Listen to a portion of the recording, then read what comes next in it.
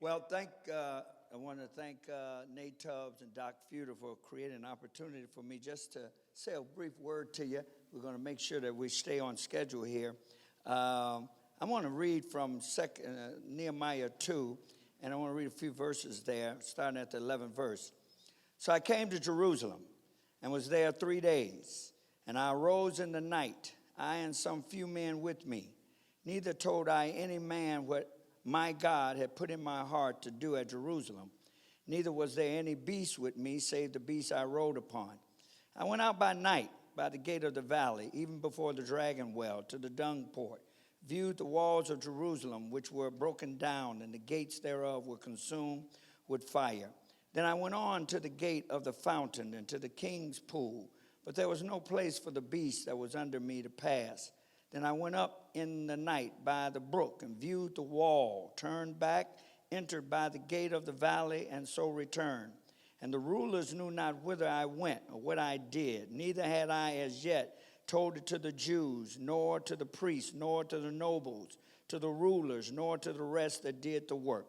Then said I unto them, Ye see the distress that we are in, how Jerusalem lieth waste, and the gates thereof are burned with fire. Come, and let us build up the wall of Jerusalem, that would be no more a reproach.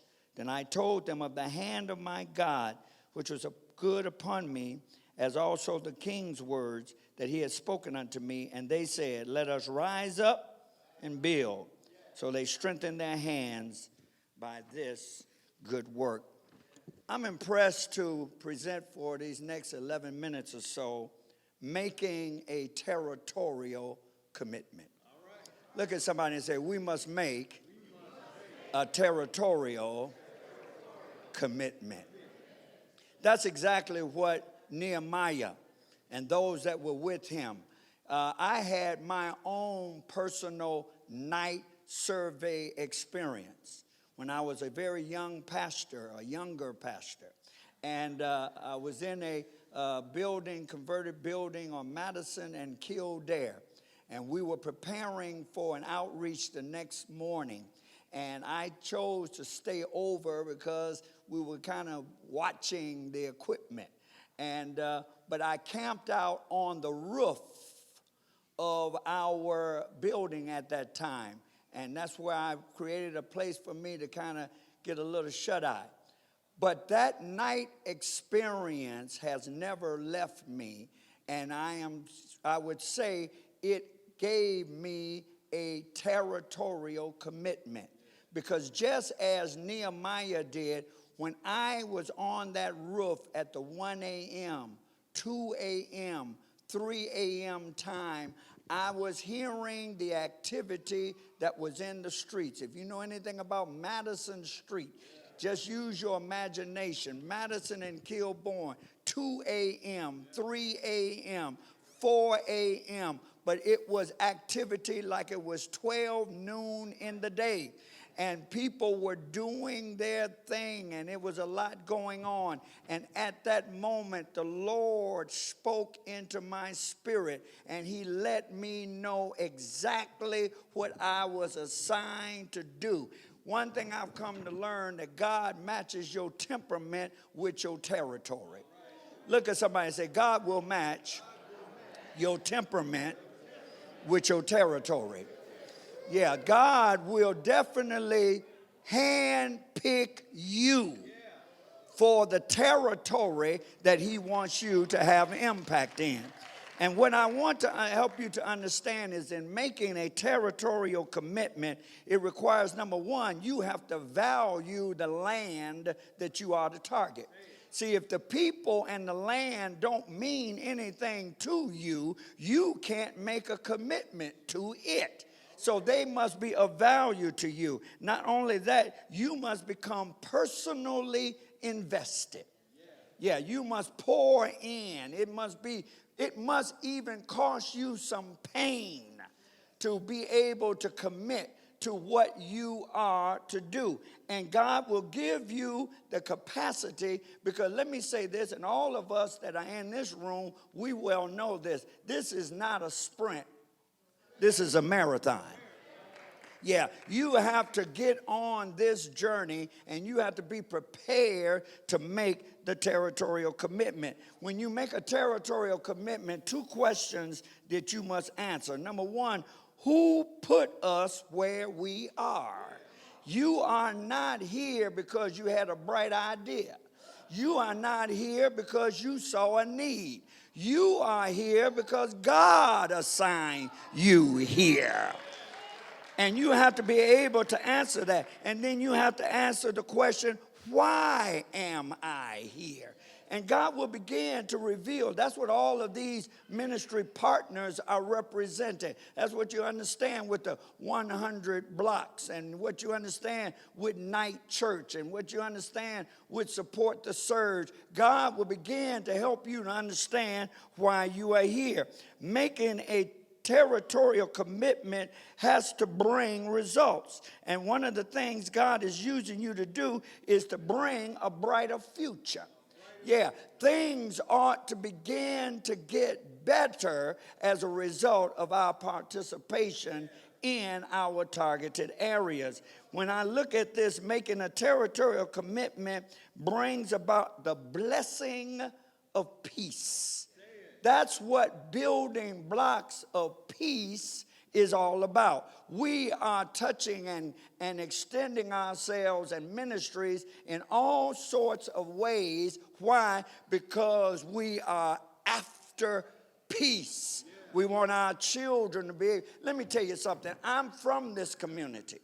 I've seen this community in its heyday. I've seen it with buildings instead of vacant lots. I've seen it with a thriving business corridor.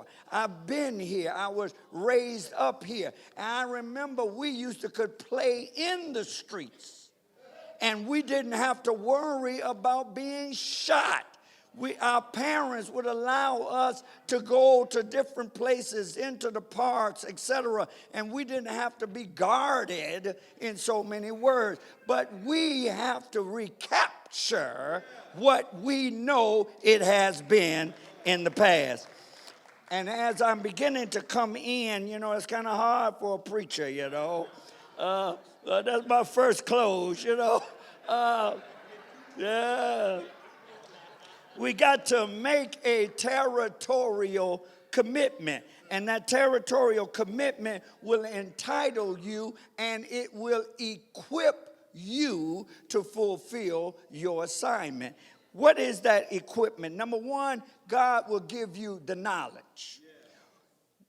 What we are recognizing with all of these variety of ministry outreaches is God has provided the creativity. He has given the insight. He has given individuals to discern what their community needs are, and they have crafted just what it needs to provide remedy. Not only will he provide knowledge, but a territorial commitment will give you the ability to have the strength.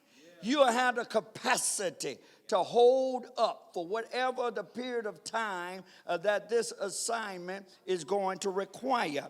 Making a territorial commitment will equip you with the ability. It is something about God, and I remember and make reference to this in light of when God was building the tabernacle. Those were individuals that had not had previously capacity to do things as goldsmiths and the many things that they had to do. But when God gives you to do something, he will breathe into you the ability to get it done. And that's exactly what's happening in this room. People have been breathed into. You're not here just because Building Blocks of Peace is offering a training. No, you are here because God breathed into you a passion and a desire to impact the things around you. But not only that, making a territorial commitment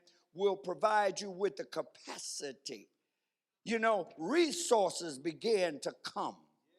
Yeah, things began to align. People began to come alongside of you because of the good work and the good efforts of what you're doing. But lastly, and this is very important to me, making a territorial commitment, God anoints you.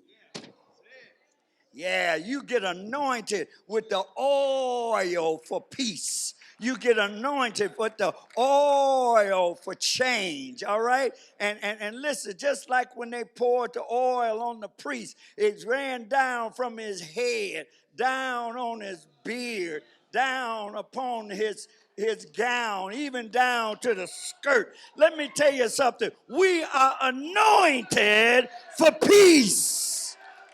I want everybody to say, I am anointed for peace, and I'm committed to make a territorial commitment.